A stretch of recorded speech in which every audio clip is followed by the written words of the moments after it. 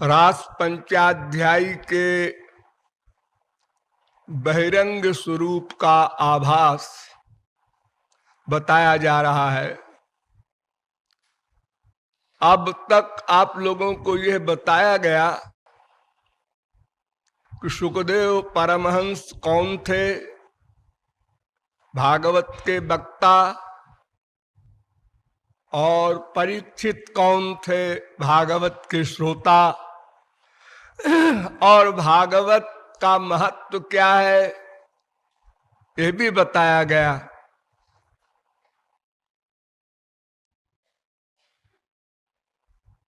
सुखदेव के लिए आप लोगों को प्रमाण सहित बताया गया कि वे महापुरुष ही नहीं थे, अपितु ब्रह्म थे। कई स्थलों पर इसका निरूपण हुआ है। स्वसुख निवृत्त चेता तद्व्युदस्यान्य भावो।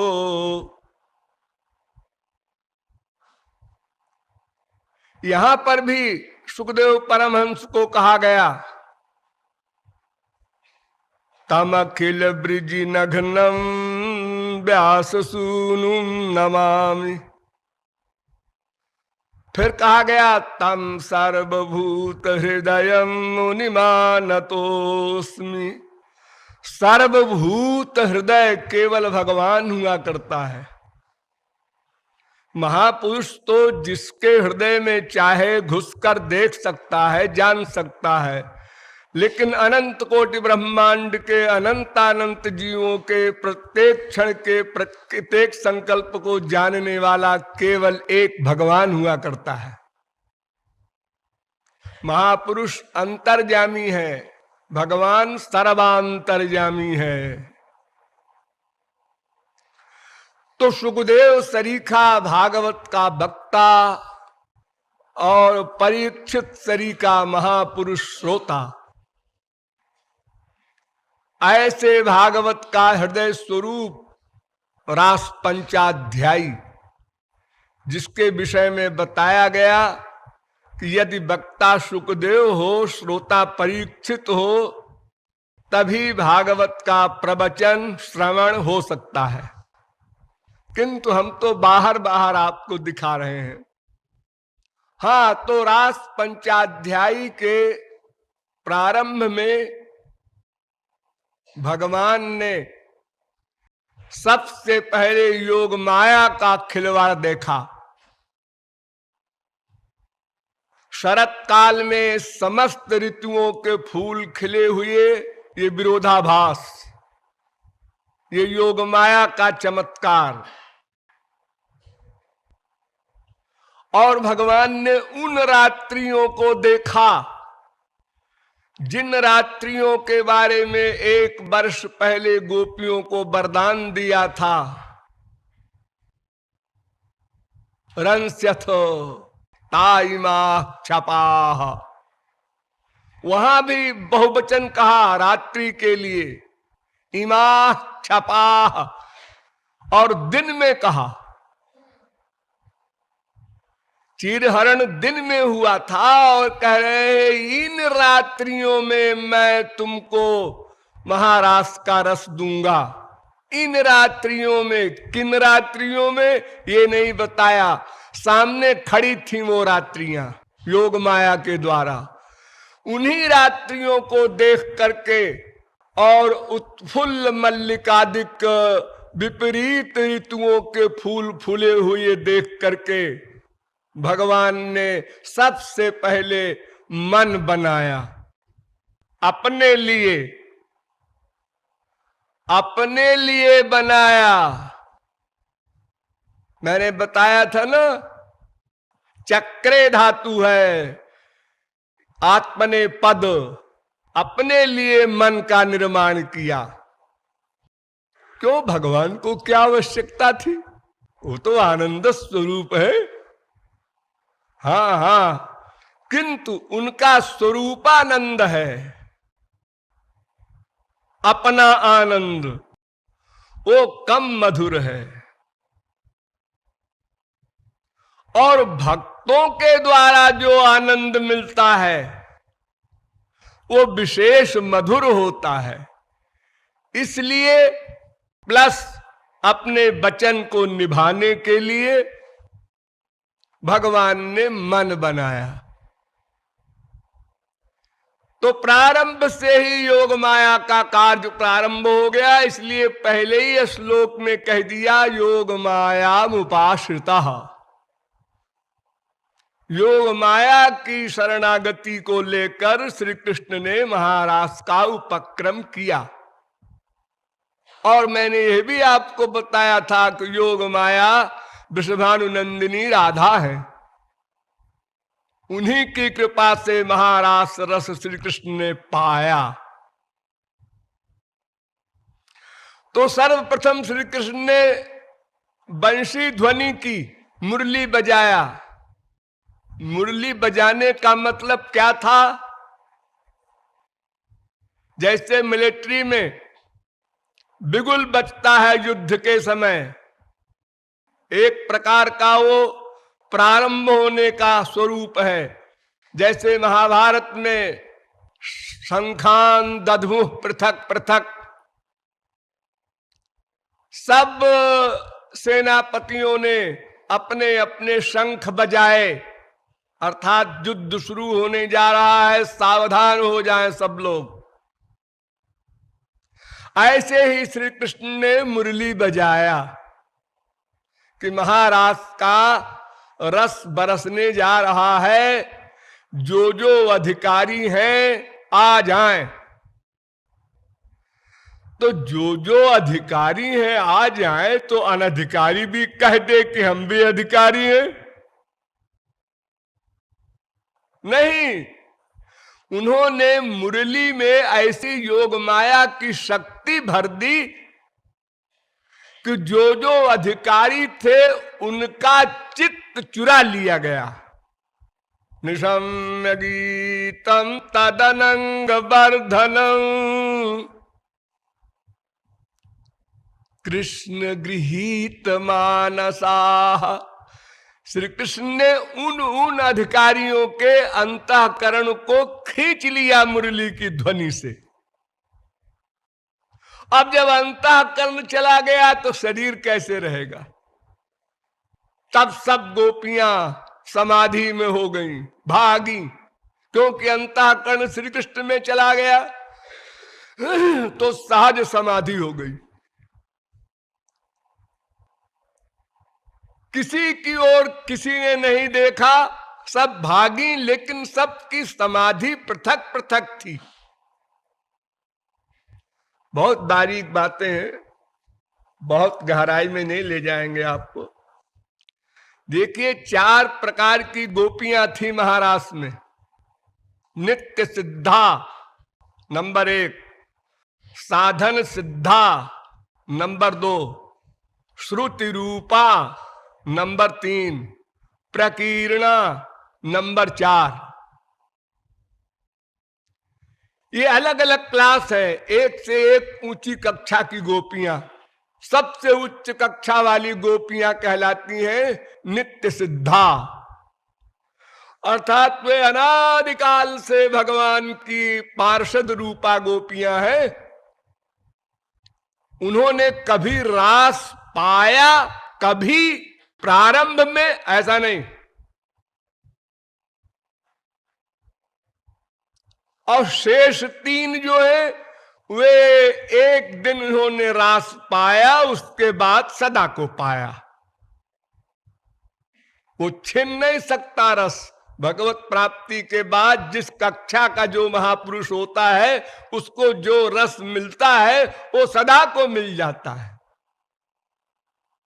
उसमें प्लस माइनस नहीं हो सकता। तो गोपियां श्री कृष्ण के पास पहुंची और श्री कृष्ण ने उनकी परीक्षा लेने के लिए फिर नाटक किया। पहले बुलाया, फिर नाटक किया। हमारे गांव में एक कहावत है, जबरा मारे रोवे न दे। यानी जो शक्तिशाली है वो पिटाई करता है, कहता है खबरदार सांस निकाला तो। अरे दर्द हो रहा है, रोने तो दो ना, रोना मना है। ऐसे ही भगवान ने किया, पहले तो वरदान दिया, फिर बुलाया, और फिर कहते हैं कि आप लोगों का स्वागत हो, और देखिए ये रात है, यहाँ हिंसक जंतु है, तो यहाँ तुम लोगों का रहना ठीक नहीं है, तुम लोग जाओ अपने अपने घर। ये ठाकुर जी का लेक्चर है। सिद्ध महापुरुषों के साथ, टॉप के महापुरुषों के साथ भी बिना 420 किए चैन नहीं है। आदत है, आदत। आगे कहते हैं ठाकुर जी, दृष्टम वनम कुसुमितम राकेश कर रंजितम। ओ मैं समझा समझा समझा। क्या समझे? तुम लोग ये दृश्य देखने आई हो, शरत काल की पूर्ण चंद्रमा, और ये फूल खिले हुए, और जमुना जी बह रही हैं, और जमुना जी से लग करके ठंडी ठंडी हवाएं आ रही हैं, वगैरह वगैरह। हाँ होता है, सभी को इच्छा होती है, मान लिया, कोई बात नहीं। लेकिन अब तज्जात मातिरम गोष्ठम शुश्रूषध्वम पतीन सती क्रंदन्ति वत्सा बालाश्च तान पाययत दुह्यत। हाँ तो देख लिया सब, ठीक है ठीक है, कोई बात नहीं। अब तुम लोग जाओ। गोपियां चित्र लिखी सी अवस्था में, जैसे पत्थर की मूर्ति है, खड़ी सुन रही है लेक्चर,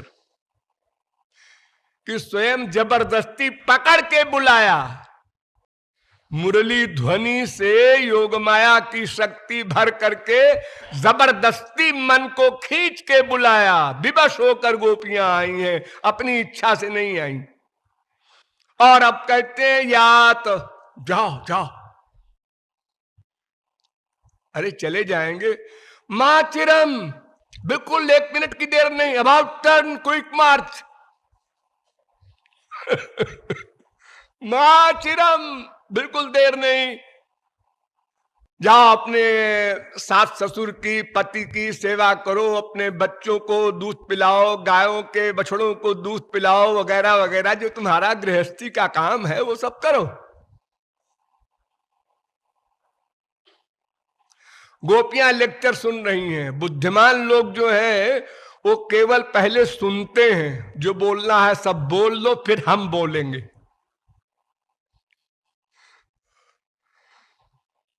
अभी गोपियां टस से मस्त नहीं हो रही हैं, न हंस रही हैं, न रो रही हैं, आश्चर्य में पड़ी है कि ये क्या कह रहे हैं, क्या हो गया है इनको, कुछ गड़बड़ तो नहीं हो गया। नॉर्मल आदमी तो ऐसी बात करेगा नहीं। अनंत जन्मों में हमने साधना की, इनके रासरस पाने के लिए 1 साल पहले इन्होंने वरदान भी दिया, और अभी अभी मुरली की ध्वनि द्वारा बलात् हम लोगों को यहां पकड़ कर ले आए, और कहते हैं जल्दी जाओ, देर न करो।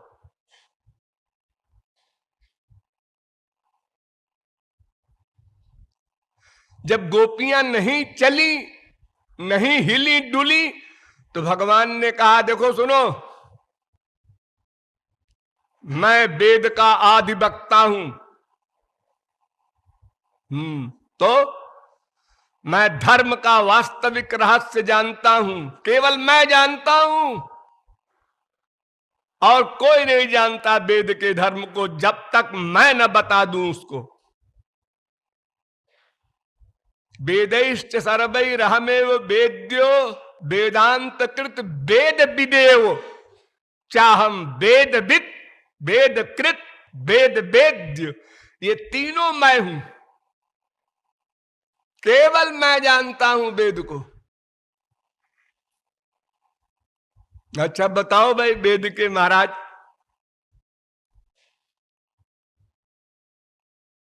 भर्तु शुश्रूषणम स्त्रीणाम परो धर्मो यमायया तद्बंधूनां च कल्याण्य प्रजानां चानुपोषणम। दुःशीलो दुर्भगो वृद्धो जड़ो रोग्यधनोऽपि वा पतिस्त्रीभिर्नहातव्यो लोके सुभिरपातकी। अस्वर्गमय सस्यंच फल्गुकृच्छ्रम भयावहम जुगुप्सितंच सर्वत्र औपपत्यम कुलस्त्रिया। ये 3 श्लोकों में खास तौर से लेक्चर दिया। क्या लेक्चर का सारांश है? देखो, तुम्हारा परम धर्म है पति की सेवा करना, और जो पति के पूज्य हैं उनकी सेवा करना, और जो बाल बच्चे हैं उनकी सेवा करना, ये तुम्हारा परधर्म है।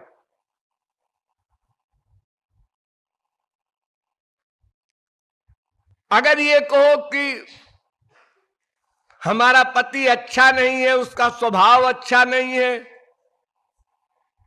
कोई गड़बड़ है उसमें, तो देखो, पति चाहे खराब स्वभाव का हो, दुष्शील हो, और चाहे वो अनलकी हो, अभागा हो, भाग्य खराब हो उसके, गरीब वगैरह हो, बीमार रहता हो, चाहे बूढ़ा हो, चाहे रोगी हो, चाहे मूर्ख हो, चाहे निर्धन हो, प्रत्येक शब्द पर ध्यान देना, मैं लंबी चौड़ी व्याख्या नहीं करूंगा। ऐसे पति का भी परित्याग नहीं कर सकती स्त्री वेद के अनुसार, यदि उसका पति पातकी न हो। पति का परित्याग करने वाली जो है वो निंदनीय है,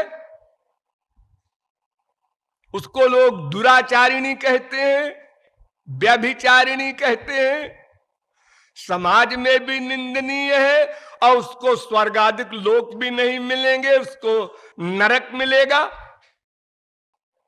और अपकीर्ति बदनामी होगी, मानसिक टेंशन भी रहेगा, हर समय भय रहेगा। हम दूसरे पुरुष से प्यार कर रहे हैं, कोई जान न ले, अरे ये मेरी ओर घूर रहा है, इसको आइडिया हो गया क्या? हर समय भय भय भय। इतनी सारी बुराइयां हैं, इसलिए तुम लोग फौरन लौट जाओ। लेक्चर खत्म हो गया। अब भी गोपियां टस से मस नहीं हो रही हैं। तो ठाकुर जी ने कहा, अच्छा अच्छा, मैं समझा। क्या समझे? मुझको भगवान मान के तुम लोग आई हो। हाँ, ठीक है, मुझसे सभी जीव प्यार करते हैं, पशु पक्षी कीट पतंग।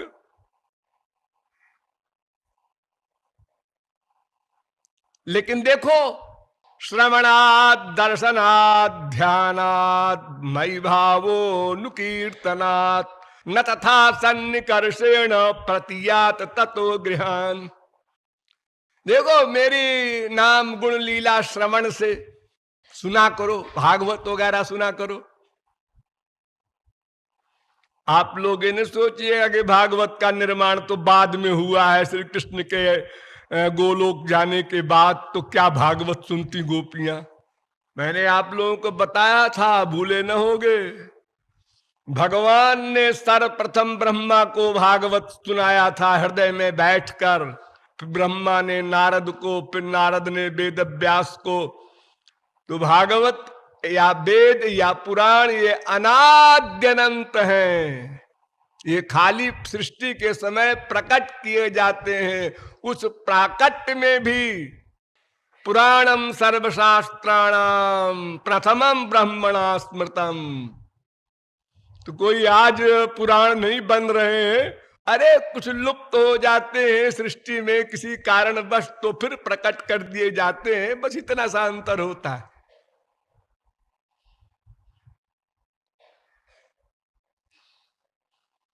तो तुम लोग जा करके मेरी लीला चर्चा कथा सुनो, कीर्तन करो, मेरी मूर्ति की पूजा करो, मन से पूजा करो, न मूर्ति की करो तो, और खास तौर से ध्यान करो। श्रवणात् दर्शनात् ध्यानान् मयि भावोनुकीर्तनात्। पास में रहने से प्यार कम हो जाता है। संसार में भी स्त्री पति साथ रहते हैं, रोज लड़ते हैं, माँ बेटे रोज लड़ते हैं, और अगर एक दूर रहे तो प्यार बना रहता है, बढ़ता है। यथा दूर चरे प्रेष्ठे मन आविश्य वर्तते, भागवत। दूर रहने वाले प्रियतम से प्यार बढ़ता है। न तथा सन्निकर्षेण, पास रहने से फिर दोष बुद्धि आने लगती है प्रियतम में ही, चाहे वो भगवान का बाप हो। तो नित्य संपर्क जिनको मिला वे रुक्मिणी आदि 16,108 नीचे रह गईं, और जिनको वियोग दिया वे गोपियां उनसे बहुत उच्च कक्षा में चली गईं। ये फैक्ट भी है। इसलिए अब चली जाओ, अब तो समझ गई हो। गोपियां पैर के नाखून से जमीन कुरेद रही हैं, आंखों से आंसू की धार बह रही है, हृदय जल रहा है आग के समान। बोला नहीं जा रहा है, क्या उत्तर दें। फिर धैर्य धारण करके गोपियों ने उत्तर दिया। अब उत्तर सुनिए गोपियों का। मैवं विभोर्हति भवान गदितुम नृशंसं।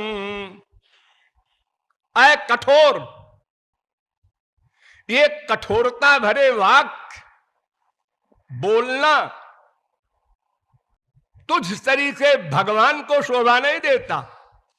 कोई गंदा इंसान बोले तो कोई बात नहीं है, वो स्वार्थी होता है।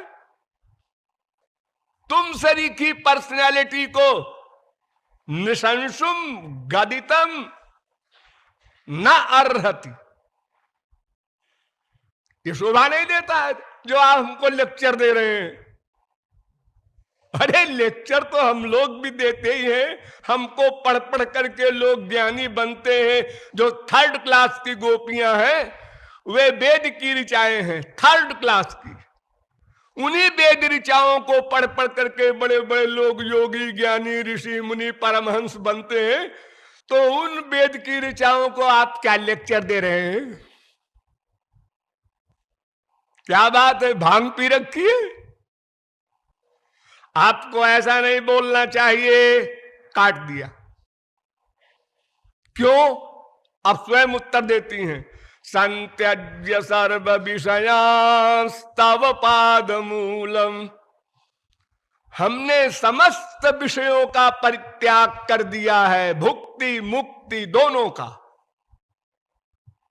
ब्रह्म भुवनालोका, भुक्ति ब्रह्मलोक पर्यंत के ऐश्वर्यों का इंद्रियों संबंधी सुख, ये भुक्ति कहलाता है। और 5 प्रकार की मुक्ति, सांप का त्याग कर दिया है मैंने, और आपकी शरण में आए हैं। तो भक्ता भजस्व दुर्वग्रह त्यजास्मान। आए दुर्वग्रह, हठीले, जिद्दी। एक तरफ भगवान भी कहती जाती है, एक तरफ डांटती भी जाती है, क्योंकि ठाकुर जी ने भी तो अति कर दिया। ऐसा बोलना, फौरन चली जाओ, फौरन गेट आउट। अरे ऐसी बात किससे की जाती है? दुश्मन से भी लोग कहते हैं अच्छा अब आप कृपया बाहर पधारिए। हाँ?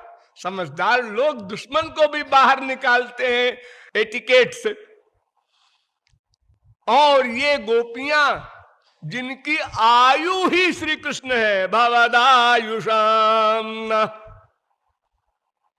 उनकी जीवन है, प्राण है, और फिर स्वयं उन्होंने उनके अंतःकरण को हरा है, चुराया है, छीना है। वो ऐसा बोल रहे हैं। श्री कृष्ण अब सुन रहे हैं चुपचाप। भक्ता भजस्व दुरवग्रह मा त्यजास्मान, हमारा त्याग मत कीजिए। देवो यथादि पुरुषो भजते मुमुक्षून, जैसे शरणागत मुमुक्षु को आदिदेव महाविष्णु नारायण भजन करते हैं, उनका सिद्धांत है ये, यथा माम प्रपद्यन्ते तांस तथैव भजाम्यहम्, वैसे ही आप भी हम सब शरणागत जीवों को, गोपियों को रास रस का रस दीजिए। ठाकुर जी ने कहा हमारे प्रश्न का तो उत्तर हुआ नहीं। हमने तो इनको कहा था कि पति वगैरह की सेवा करो और ऐसा न करने पर तुम्हारी खराब दशा होगी, खराब गति मिलेगी इत्यादि बातें, उसका तो ये कोई उत्तर है ही नहीं। अरे शरणागत हो ठीक है, उससे क्या मतलब है, मैं भीतर से तुम लोगों के योग क्षेम को बहन करूंगा। भगवान नारायण क्या करते हैं भाई, यही तो करते हैं ना कि जो जीव उनके शरणागत होता है उस जीव का योग क्षेम बहन करते हैं, मरने के बाद अपना लोक दे देते हैं। वो सब मैं करूंगा। मैं ये कब कह रहा हूं कि तुम्हारा मैंने त्याग कर दिया, तुमको नरक में भेजूंगा। तो गोपियों ने कहा अच्छा सुन लो उसका भी उत्तर।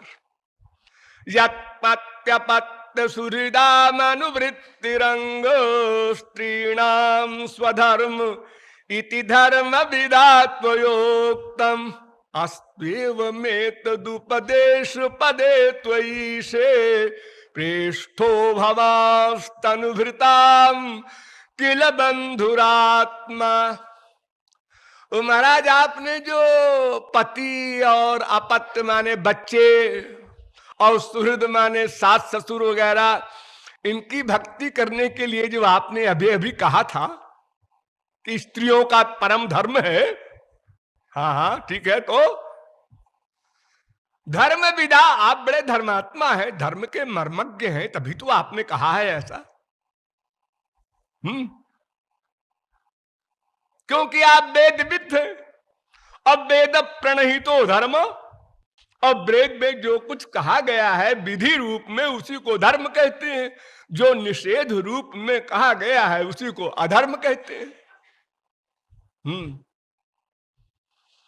तो महाराज ये उपदेश तो आप ही पर लागू होता है। अस्त्वेव में तदुपदेश पदे त्वयीशे, मेरे ऊपर लागू होता है। क्या मतलब? मतलब ये कि इस हिसाब से तो मेरे पति, मेरी सास, मेरे ससुर, मेरे बेटे, सब कुछ आप हुए। मैं हूं, तुम्हारा बेटा हूं, सब कुछ है आप। कैसे कि प्रेष्ठो भवास्तनुभृताम किल बंधुरात्मा सर्वेषामेव भूतानाम नृपस्वात्मैव वल्लभः। ये आत्मा ही समस्त जीवात्माओं की आत्मा है। परमात्मा जीवात्माओं की आत्मा है, यानी तुम हम लोगों की आत्मा हो।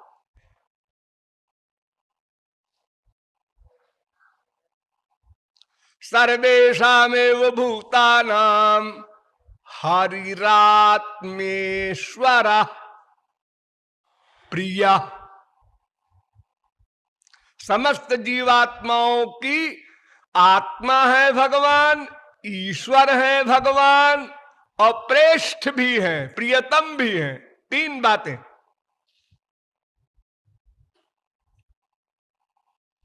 तेषामहं प्रिय आत्मा सुतश्च।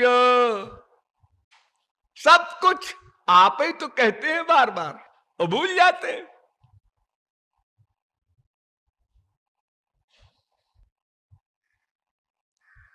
हरिर्देह भृता महात्मा कृष्ण में नमवेहित्व महात्मानम सर्वदेहिनाम। अरे 50 जगह आप ही ने तो कहा है मैं सबकी आत्मा हूं,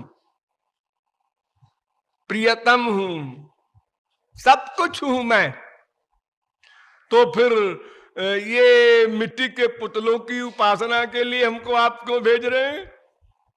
अरे मूर्ति पूजा तब तक की जाती है जब तक साक्षात न मिल जाए कोई। साक्षात परदेश गया हुआ पति घर लौटे और उसकी पूजा उपासना सेवा न करके और मूर्ति पूजने जाए उसकी श्रीमती या उसकी मां कोई भी, तो लोग हंसेंगे, पागल कहेंगे उसको। अरे भाई ये मूर्ति उर्ति तो तब तक थी जब तक सच्चा नहीं मिला था, तो नकली से काम चला रहे थे।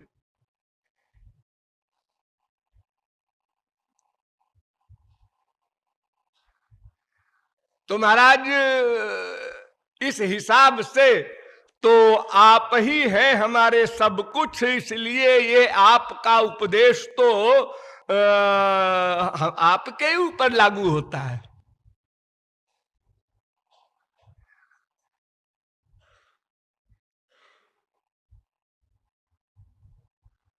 ठाकुर जी ठगे से खड़े रह गए, कट गई ना पूरी बात। जितना लेक्चर ठाकुर जी ने दिया उसको गोपियों ने वेद के सिद्धांत से ही काट दिया।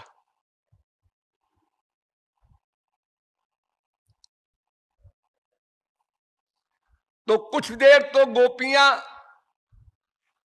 बेसुध सी रही, निराशा में, दुख में। फिर उसके बाद संभली और संभल करके जब उन्होंने ये उत्तर दिया तो अब ठाकुर जी की हालत खराब है, उल्टा हो गया। ठाकुर जी अब क्या बोले? तो गोपियों ने कहा सुनिए, धर्म शब्द का अर्थ क्या है? धर्म माने धारण करने योग्य। धर्म शब्द का एक सीधा सा अर्थ है, जैसे शरीर के चलाने के लिए आप लोग खाना वगैरह खाते हैं, पानी पीते हैं, हवा सांस लेते हैं, ये शरीर धारण करने के लिए। ऐसे ही आत्मा को धारण करने के लिए क्या वस्तु ली जाए उसी को धर्म कहते हैं। तो इस प्रकार दो धर्म हो गए, दो धर्म, एक शरीर को धारण करने वाला और एक आत्मा को धारण करने वाला। तो शरीर नश्वर है, इसलिए शरीर के धारण करने वाला धर्म भी नश्वर है। आत्मा नित्य है, इसलिए आत्मा संबंधी धर्म भी नित्य है। प्रत्येक शब्द पर ध्यान दीजिए। इसलिए सर्वप्रथम भागवत में जब शौनकादिक परमहंसों ने सूत जी महाराज से प्रश्न किया कल्याण किसमें है, कल्याण कारक धर्म कौन है? वेद में दो प्रकार के धर्म लिखे हैं, एक श्रेय एक प्रेय। श्रेय आददानस्य साधुर्भवति हीयतेर्थात् जाउ प्रेयो वृणीते। वेद में कहा है कि श्रेय का जो वर्ण करता है वो परमानंद पाता है, महापुरुष बनता है, और जो प्रेय का वर्ण करता है वो अपने लक्ष्य से गिर जाता है, 84 लाख योनियों में भटकता है। हीयतेर्थात्, अर्थ माने प्रयोजन, उद्देश्य, अनंत ज्ञान, अनंत आनंद, अनंत सत्ता, ये जो हमारा प्रयोजन है, क्योंकि हम सच्चिदानंद ब्रह्म के अंश हैं। हम अपने अंशी को चाहते हैं का मतलब सच्चिदानंद चाहते हैं। हम सच्चिदानंद के कण हैं, हम परिपूर्ण होना चाहते हैं। तो वो सच्चित आनंद प्राप्त करने के लिए श्रेय को अपनाना होगा, प्रेय से काम नहीं चलेगा। तो ये शरीर का जो धर्म है इसको प्रेय कहते हैं, और आत्मा का जो धर्म है उसको श्रेय कहते हैं। तो सूत जी ने उत्तर दिया, सबई पुंसाम परो धर्मो यतो भक्ति रधोक्षजे। देखो, जो भगवान श्री कृष्ण के प्रति भक्ति की जाती है वो पर धर्म है। पर, याद रखो इस शब्द को, पर धर्म। पर माने भगवान, पर ब्रह्म, सुना है ना, पर तत्व श्री कृष्ण है। तो उनको धारण करेगा तो पर धर्म हुआ उसका। पर माने श्री कृष्ण, उनको धारण करने वाला जो धर्मात्मा होगा वो भागवत धर्म का पालन करने वाला होगा। इसलिए पर धर्म का एक नाम है भागवत धर्म, स्वाभाविक धर्म, गुणातीत धर्म, दिव्य धर्म, अनेक नाम है उसके। और अपर धर्म कहलाता है दूसरा, जो शरीर का धर्म है। ये परिवर्तनशील है। हमने पूरे जीवन जिस बाप की सेवा की, मां की सेवा की, पति की सेवा की, बच्चों की, बीबी की सेवा की, ये मरने के बाद सब फिर बदल गए। अब दूसरी मां मिली, दूसरा बाप मिला, दूसरा पति मिला, दूसरा बेटा मिला, अब उसकी सेवा करो। फिर बदल गया, फिर बदल गया, अनंत बार बदल चुका। कति नाम सुता न लालिता।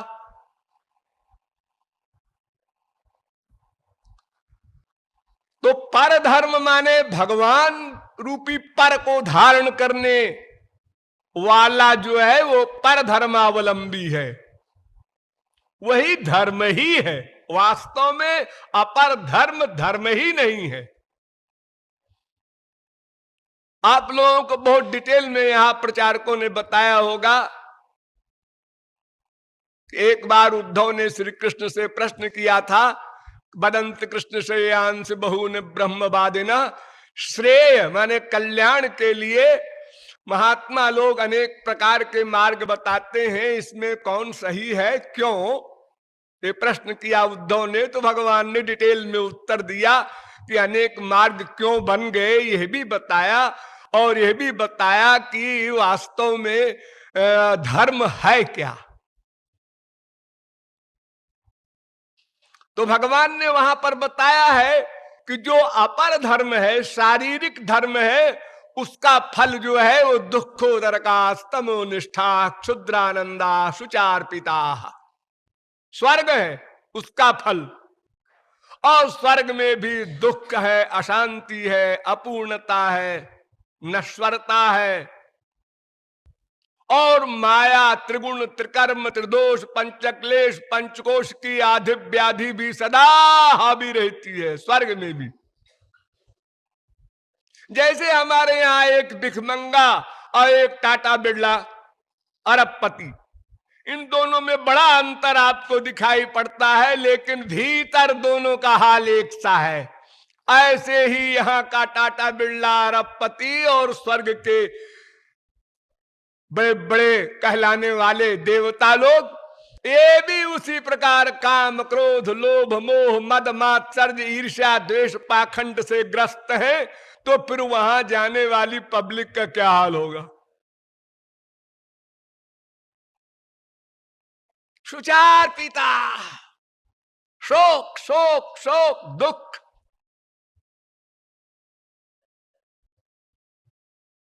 इसीलिए वेद से लेकर रामायण तक सर्वत्र स्वर्ग पाने वालों की बुराई की गई है। अविद्याया मंतरे वर्तमाना स्वयं धीरा पंडितम मन्यमाना। वेदों में कहा गया कि प्रमूढ़ा, वो घोर मूर्ख हैं जो स्वर्ग के लिए शारीरिक धर्म का पालन करते हैं। ठाकुर जी सुनते जा रहे हैं, गोपियों का लेक्चर हो रहा है।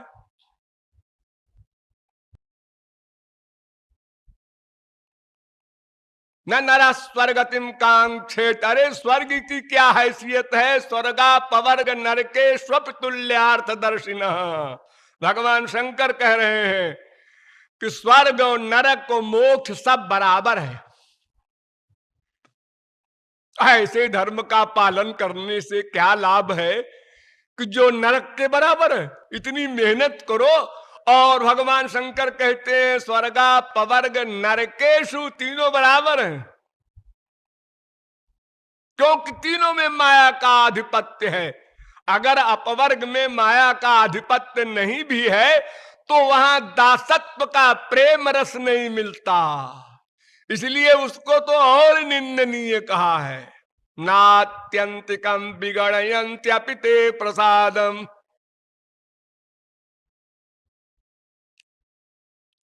और गीता तो आप जानते ही हैं, रोज सुनते हैं, क्षीणे पुण्य मर्तलोकम विशंति। अरे जो टेम्परेरी मानसिक आनंद मिलता है, मानसिक, आत्मा का नहीं, वो भी कुछ दिन स्वर्ग में। तावत प्रमोदते स्वर्गे यावत पुण्यम समाप्यते। कुछ दिन के लिए वो मानसिक सुख है। तो अगर धर्म का पालन करेंगे तो यही तो होगा ना महाराज, कि पुण्य ना पुण्य लोकम नहीं आती। हाँ, तो पुण्य लोक में है क्या? क्या है पुण्य लोक में? जब यही सारी बीमारियां यहां पर जो है वहां पर भी है, तो उसके लिए इतना लेबर करें कि षड्भी संपद्यते धर्मस्तेति दुर्लभ तराह कलौ। 6 साधनों से धर्म का पालन होता है। एक वेद मंत्र के, एक शब्द के, एक अक्षर में, एक अगर स्वर की गलती हो जाए तो मिथ्या प्रयुक्तो यजमानम हिनस्ति। एक राक्षस ने यज्ञ कराया और एक अक्षर में एक स्वर लग बदल दिया ऋषियों ने चालाकी से। इंद्र शत्रु विवर्धस्व, तो उसका अर्थ ही उल्टा हो गया और राक्षस मारा गया। इंद्र के मारे जाने के बजाय राक्षस मारा गया। इतनी कड़ी कड़ी विधियां हैं धर्म की। अरे समझना असंभव है, करने की बात कौन कर सकता है? और फिर अगर कर भी ले कोई तो क्या मिलेगा? मीठा जहर। मीठा जहर, दूध में चीनी मिलाओ, उसमें केसर मिलाओ, छोटी इलायची मिलाओ, खुशबूदार बना के थोड़ा सा पॉइजन जहर मिला दो, ये स्वर्ग का सुख। और पानी में जहर मिला दो, ये मृत्युलोक का सुख। और कड़वी नीम के रस में जहर मिला दो, ये नरक का। सब में जहर मिला है।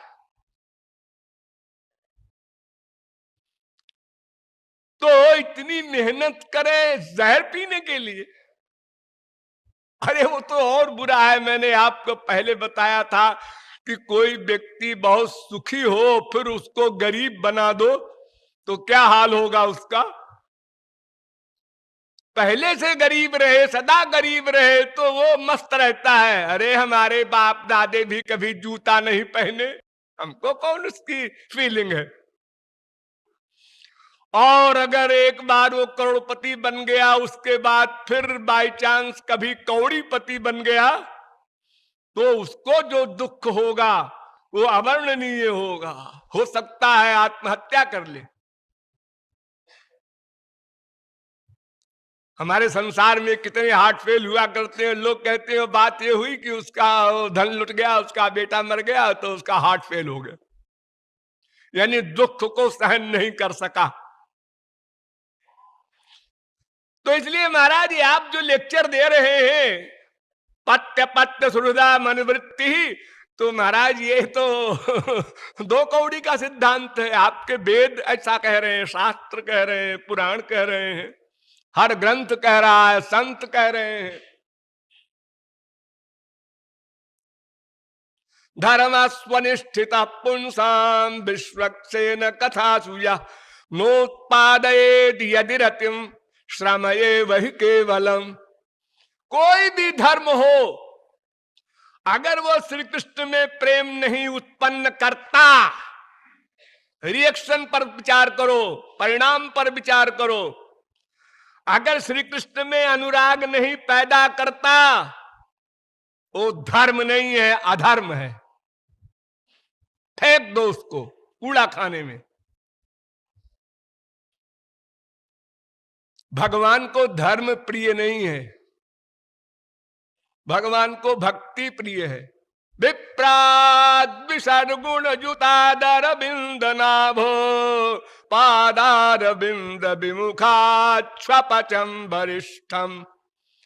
चैलेंज है भगवान का। 12 गुणों से युक्त भी ब्राह्मण हो, 12 गुणों से युक्त ब्राह्मण अगर तुम दिया लेके ढूंढो तो 85 करोड़ तो छोड़ दो, पूरे 5 अरब में नहीं मिलेगा। वो 12 गुण क्या क्या होते हैं आपको बताए जाए तो आंखें खुली रह जाए ऐसे ही। लेकिन अगर ऐसा हो भी जाए तो भी उससे वो चांडाल श्रेष्ठ है जो श्री कृष्ण भक्ति करता है। ये वेद के धर्म के जो पालन के नियम है, ये किसके लिए है महाराज? ये नहीं सोचा आपने, बोल दिए, लेक्चर दे दिए ऐसे ही।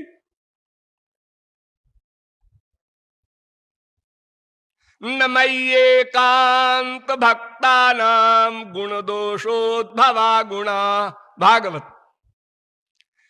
जो भगवान के शरणागत हो गए, यानी पर धर्म का पालन किया, भागवत धर्म का पालन किया जिन लोगों ने, भगवान को धारण किया अंतःकरण में जिन लोगों ने, उनके लिए विधि निषेध, वेद का धर्म अधर्म, ये करो ये ना करो, ये जो तमाम लिखा पढ़ा है ना, ये सब 0/100, वो इसका पालन नहीं करता, इसकी परवाह नहीं करता। तुम चिल्लाते रहो।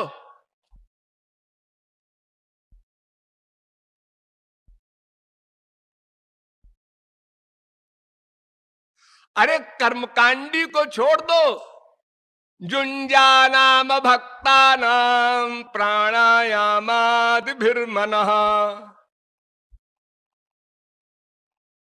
जो योगी हो गए, परमात्मा में जिन्होंने मन को लीन कर दिया, यम नियम आसन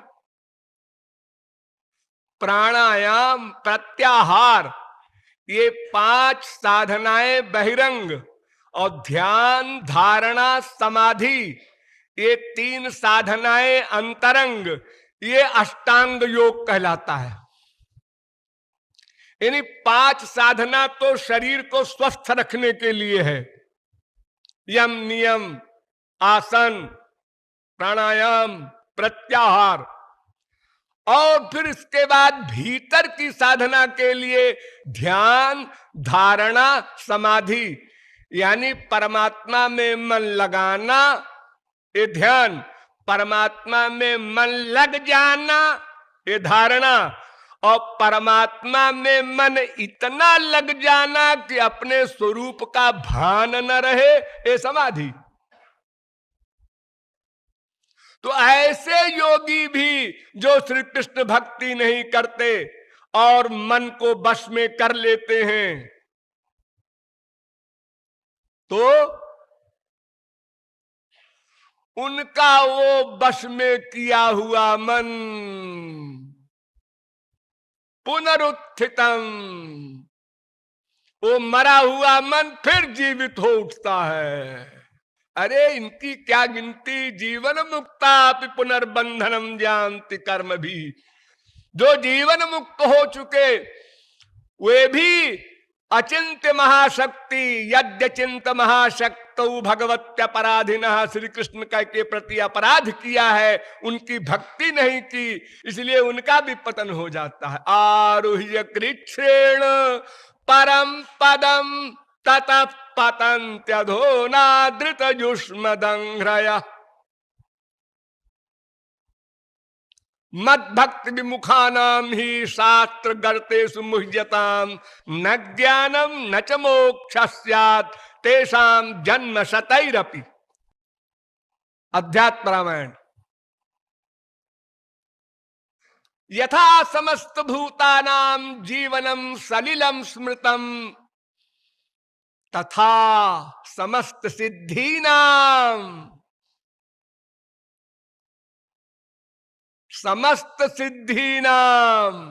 जीवनम भक्ति ऋष्यते।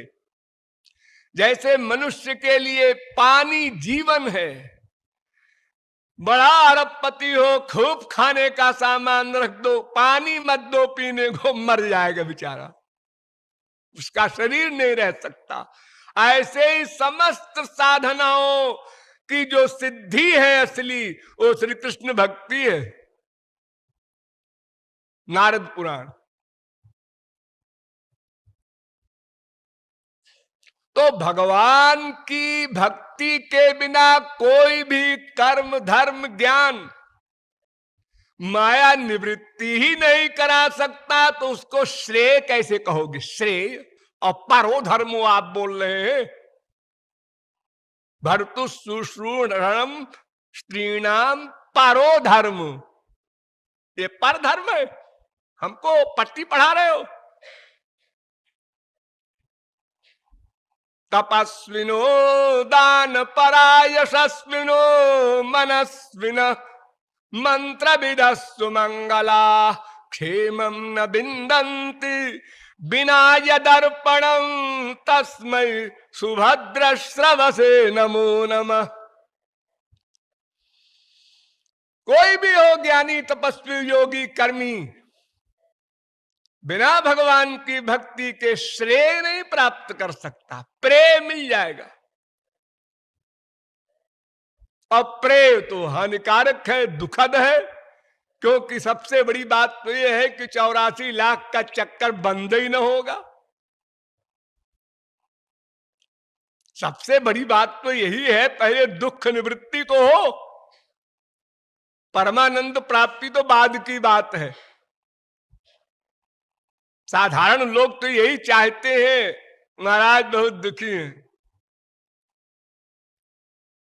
दुख छूटे तब आनंद की कामना सही सही पैदा हो। अभी तो यही प्रॉब्लम है कि ये मुसीबतें जो हमारे ऊपर चारों ओर से लगी है, कामनाओं की, ये बीमारी ही हमको चैन नहीं लेने देती। स्वप्न में भी, सपना भी हम देखते हैं वैसे ही वैसा जैसा जागृत में सोचते हैं, वहां भी चैन नहीं।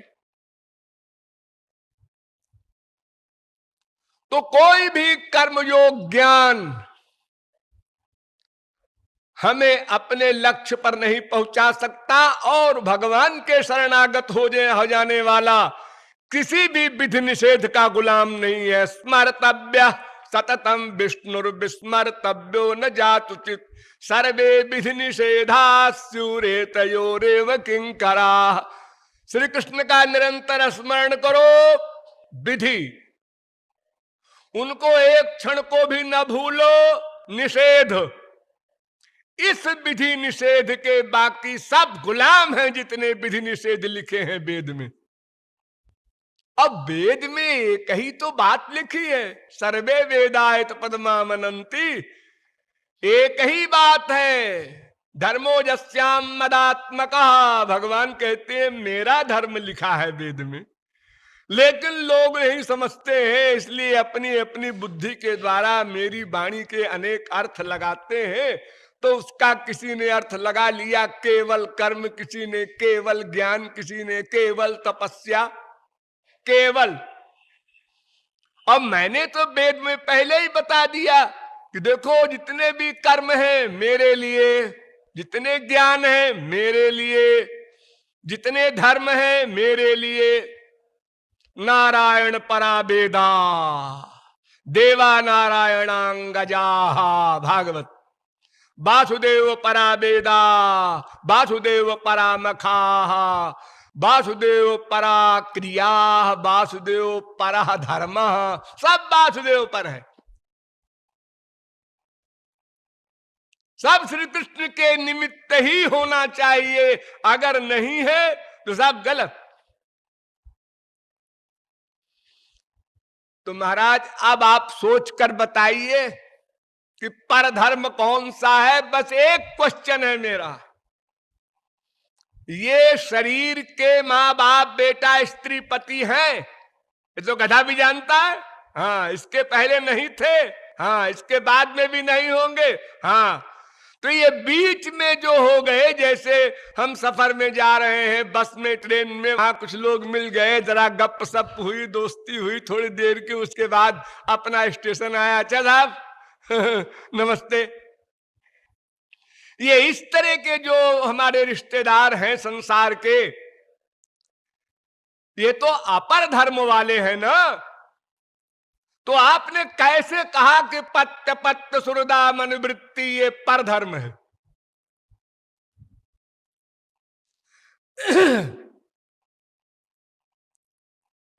किसी भी सिद्धांत से एक ही धर्म है वास्तव में, अपर धर्म के लिए भगवान ने मनुष्य शरीर दिया ही नहीं। ध्यान दो, शारीरिक धर्म के लिए भगवान ने मनुष्य शरीर दिया ही नहीं। ये शरीर का सुख तो जैसा पशु पक्षियों को मिलता है वैसा भी मनुष्य को नहीं मिल सकता। पशु पक्षियों के लिए कोई डॉक्टर नहीं लगा, नेचुरल खाना खाते हैं, नेचुरल हवा में रहते हैं, नेचुरल पानी पीते हैं, नेचुरल विहार करते हैं, स्वस्थ रहते हैं। और हम लोग विज्ञान की बड़ी बड़ी डींग हाँकते हैं और रोज डॉक्टरों के यहां इंजेक्शन लगवाने जाते हैं। और ज्ञान प्रधान है। ज्ञान प्रधान होने का मतलब ये होना चाहिए कि हम पर धर्म का पालन करें, भगवान को धारण करें, इसके लिए हम आए हैं, मनुष्य शरीर पाए हैं। और बाकी हमको जो 56 व्यंजन में सुख मिलता है, उतना सुख तो गाय को हरी घास में भी मिल जाता है। हम अपने बच्चे को चिपटाते हैं, जो 10,000 का कपड़ा पहना करके 20,000 का जेवर पहना के, उतना सुख तो गाय भैंस और गधी और सूकरी को भी मिल जाता है अपने बच्चे को चाटने से। उसमें कोई अंतर नहीं है। तो मानो देह इसलिए तो नहीं मिला कि शरीर धर्म का पालन करने के लिए इतना ज्ञान इकट्ठा करो, इतनी मेहनत करो।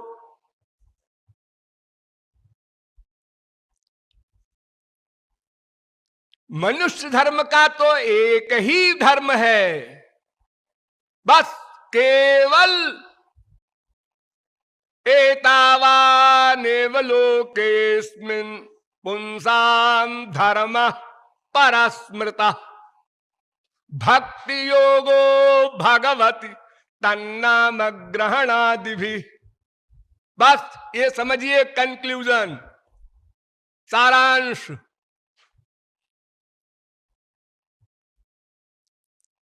समस्त मनुष्यों का, पशुओं का, पक्षियों का बस एक ही धर्म है, एक।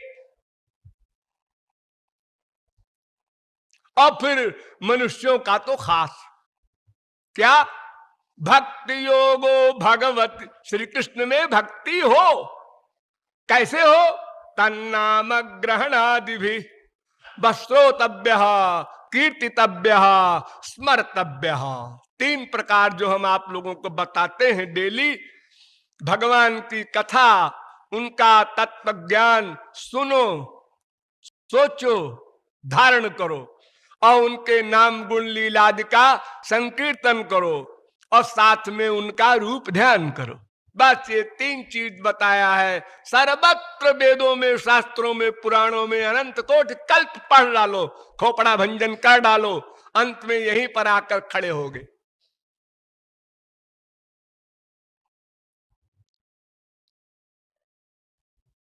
तो विधि निषेध आदि जो कुछ भी है,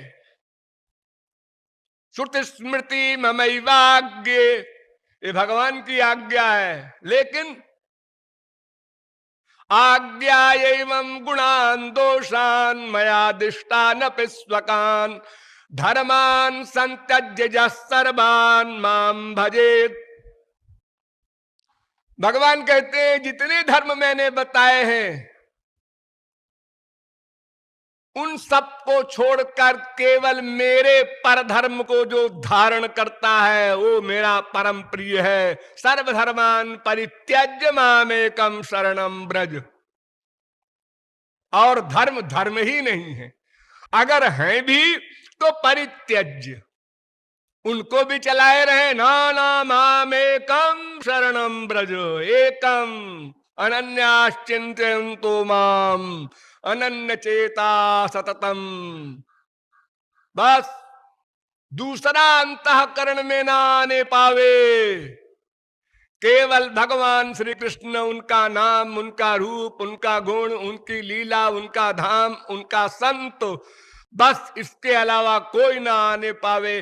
क्योंकि इसके अलावा जो भी आएगा वो मन को गंदा कर देगा, क्योंकि वो स्वयं गंदा है, क्योंकि माया के अंडर में है।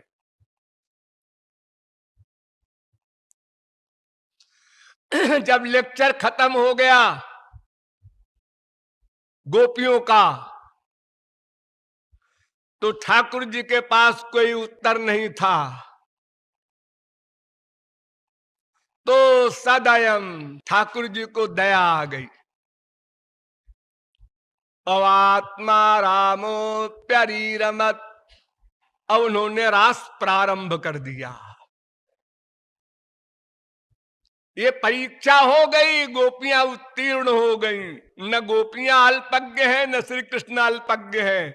अल्पज्ञता की दोनों एक्टिंग कर रहे थे, अब एक्टिंग खत्म हो गई, अब महारास प्रारंभ होगा। अब रास होने दीजिए, इसके बाद फिर विचार करेंगे। बोलिए वृंदावन बिहारी लाल की।